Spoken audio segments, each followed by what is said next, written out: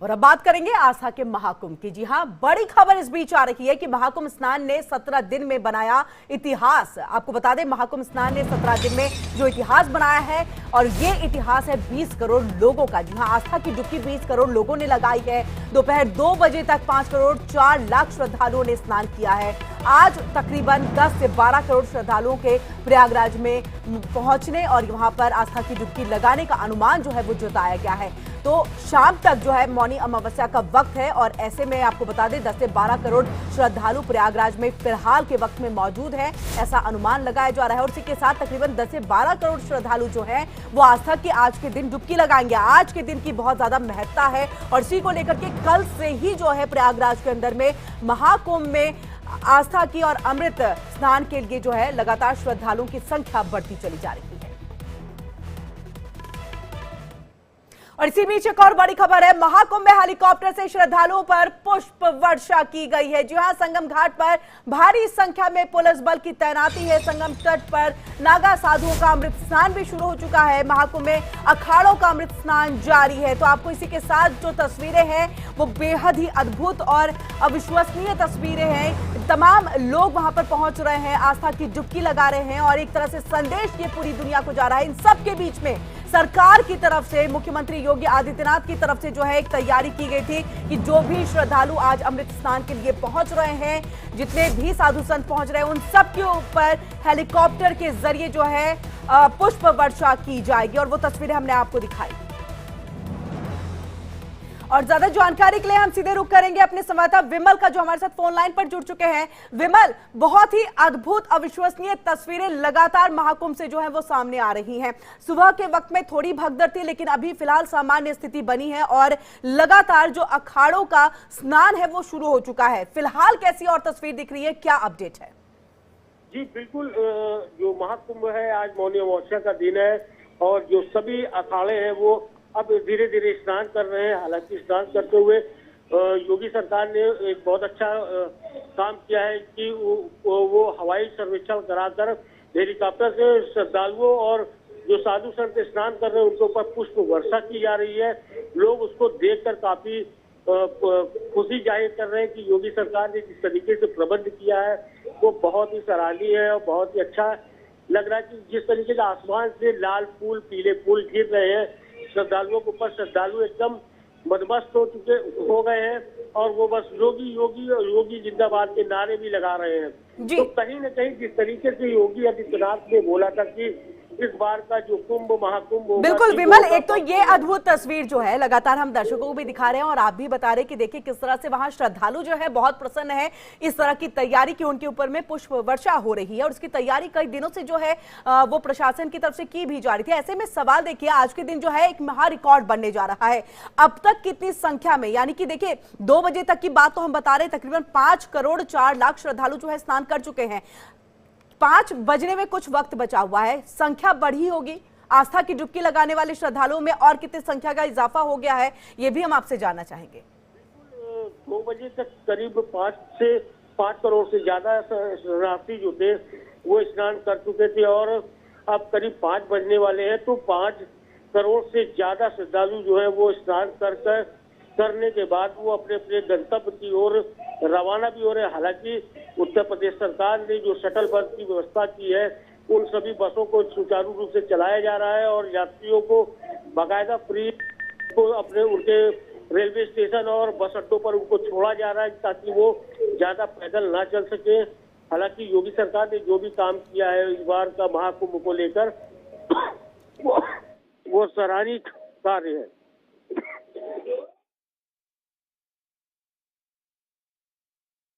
हमारे साथ यहाँ पर जुड़े रहिए, और इसी के साथ हम अपने दर्शकों को वहां पर कुछ पहुंचे महंतों की जो है वो बातें सुनाते हैं। वो क्या कुछ कह रहे हैं, महाकुंभ की तस्वीरों को किस तरह से अपने शब्दों के जरिए जो है वो बयां कर रहे हैं। नरेंद्र भाई मोदी जी को मैं हार्दिक बधाई देना चाहता हूँ। मेरा देश सशक्त रहे, समर्थ रहे। हरित कुंभ, डिजिटल कुंभ, एकता का महाकुंभ, ये है उनके प्रयास से फलीभूत हुआ है। बहुत बहुत बधाई। इस एकता हमारी दिखाई देती है, एकता हमारी दिखाई देती है। हम जातियों बटे होने पर भी एक है, अनेकता में एकता हमारी विशेषता है। बिल्कुल, और सीधे एक बार फिर से हम रुक कर लेते हैं विमल का। विमल, देखिए यहाँ पर जो महंत आचार्य जी जो पहुंचे हैं वो बहुत अच्छी बात कह रहे हैं कि देखिए अनेकता में एकता हमारी विशेषता है और महाकुंभ से यही संदेश जो है पूरी दुनिया को भी जा रहा है। ऐसे में आपसे हम ये भी समझना चाहेंगे कि वहां पर जो लोग पहुंचे हैं किस तरह से अपनी परंपरा से जुड़ रहे हैं, एक बार वापस हम अपनी परंपरा की तरफ जो है वो बढ़ रहे हैं, क्या वहां के लोग जो है कह रहे हैं, अगर आपकी बातचीत हुई है? जी, अपना सवाल दोहराएं। जी, वहां पर श्रद्धालु से अगर आपकी बातचीत हुई है तो वो क्या कुछ कह रहे हैं? क्योंकि देखिए महंत जी ने यहाँ पर बहुत अच्छी बात कही कि अनेकता में एकता हमारी विशेषता है और ये एकता का संदेश किस तरह से लोग इसे लेकर के चल रहे हैं। जी बिल्कुल, यहाँ पर जो श्रद्धालु आए हैं वो सिर्फ यही कह रहे हैं कि जो यहाँ पर व्यवस्थाएं की गई वो काफी अच्छी की गई है। जो कि श्रद्धालु रेलवे स्टेशन से बाहर जैसे ही निकलते हैं शटल बस उनको मिल जा रही है, बाकायदा उनको वो संगम के पहले ही 1 किलोमीटर 1.5 किलोमीटर पहले उनको छोड़ दिया जा रहा है। तो उसके बाद वो बाकायदा पैदल यात्रा करते हुए 1 से 1.5 किलोमीटर संगम पर जा रहे हैं और उसके बाद स्नान करके वो अपने अपने घरों के लिए रवाना हो रहे हैं। हालांकि अब जो भीड़ की अगर बात की है तो अब धीरे धीरे भीड़ कम होना शुरू हो चुकी है, क्योंकि सुबह करीब 4 बजे से ही श्रद्धालुओं का तांता लगा हुआ था और लोग आकर स्नान करने के बाद तो धीरे धीरे अब जाने के अपने अपने घरों की ओर रवानगी के लिए तैयारी कर रहे हैं। जी बिल्कुल, इसी के साथ विमल देखिए आपसे ये भी हम थोड़ा समझना चाहेंगे क्योंकि 10 से 12 करोड़ श्रद्धालु जो है, क्योंकि अभी भी वक्त है तकरीबन मुझे लग रहा है शाम के वक्त तक में जो है देर शाम तक जो है ये स्नान जो है वो जारी रहेगा। ऐसे में 10 से 12 करोड़ श्रद्धालु जो है वो पहुंचेंगे, इसका पूरा अनुमान जो है प्रशासन सरकार की तरफ से लगाया गया है। अब किस तरह से हैंडल कर रहे हैं? क्या उन्हें रुकने वहां नहीं दिया जा रहा है? कहा जा रहा है कि आप स्नान करिए और उसके बाद आप वापस अपने गंतव्य की तरफ चले जाइए, क्योंकि देखिए इतनी बड़ी संख्या में लोग मौजूद होंगे तो स्थितियां खराब हो सकती हैं और मैनेजमेंट करना एक बहुत बड़ी चुनौती है। बिल्कुल, जिस तरीके से यहाँ पर श्रद्धालुओं का तांता लगा हुआ था और जो पुलिस प्रशासन है, जिला प्रशासन है, तो वो पूरी मुस्तैदी से अपना काम कर रहे थे। श्रद्धालुओं को सारी चीजें बताई जा रही थी। जो पुलिस के जवान थे वो श्रद्धालुओं को बाकायदा रास्ता बताते थे कि किस तरफ से आपको जाना है, और उधर से जो वापसी में पुलिस के जो कर्मचारी लगे हुए थे वो उनको वापसी का रास्ता बताते हुए बता रहे हैं कि आपको इन रास्तों से वापसी अपने गंतव्य की ओर जाना है। तो जिस तरीके से योगी सरकार ने 2 दिन पहले पूरी टीम के साथ बैठक किया था, प्रयागराज जब आए थे, अमित शाह आए थे, उनके अधिकारियों के साथ समीक्षा बैठक की थी, मौनी अमावस्या को लेकर पूरा एक रोड मैप तैयार कराया जाता। तो ठीक उसी तरीके से जिला प्रशासन, महाकुंभ नगर पर जो जिला अधिकारी है विजय किरण आनंद जी, उनकी सारी टीम लगातार उसी तरीके से काम करी जिस तरीके से योगी आदित्यनाथ ने बोला था कि इन जगहों पर ऐसे ऐसे होने हैं काम, उसी तरीके से ये काम किए जा रहे थे। जी बिल्कुल विमल, आप हमारे साथ जुड़े रहिए, आपके पास हम वापस लौटेंगे। एक बार फिर से हम यहाँ पर सुनाते हैं कि क्या कुछ वहाँ के लोगों का कहना है, आचार्य महंत जो पहुंचे हुए हैं वो क्या कुछ संदेश जो है वो दे रहे हैं महाकुंभ की धरती से, वो सुनाते हैं। हम लोगों के बीच में करोड़ों करोड़ जो लोग हमारे अनुयायी हैं, आज उनको यह आभास हुआ कि भारत के साधु संत आज भी हमारे साथ हैं, हमारे ऊपर उनकी कृपा है। मुझे लगता है यही आनंद संतों का है और उसका आज फलस्वरूप आपके माध्यम से पूरी दुनिया को दिखाई पड़ा। मैं भगवान से प्रार्थना करूंगा कि 3 तारीख का जो स्नान है हमारा बसंत पंचमी का, वो सकुशल संपन्न हो। सुंदर व्यवस्था किया प्रशासन ने, हमारे यूपी पुलिस है, हमारे कमांडो हैं, ब्लैक कमांडो हैं, इन सभी ने, एनएसजी ने एक ऐसी भूमिका निभाई है जिसका मैं अत्यंत प्रशंसनीय हूं। और मैं उस परंपरा का, उस कार्य सेवा का मैं प्रशंसा करता हूं। और मैं योगी आदित्यनाथ जी को पुनः, मैं आदरणीय प्रधानमंत्री नरेंद्र मोदी जी को, गृह मंत्री जी को बधाई देता हूं।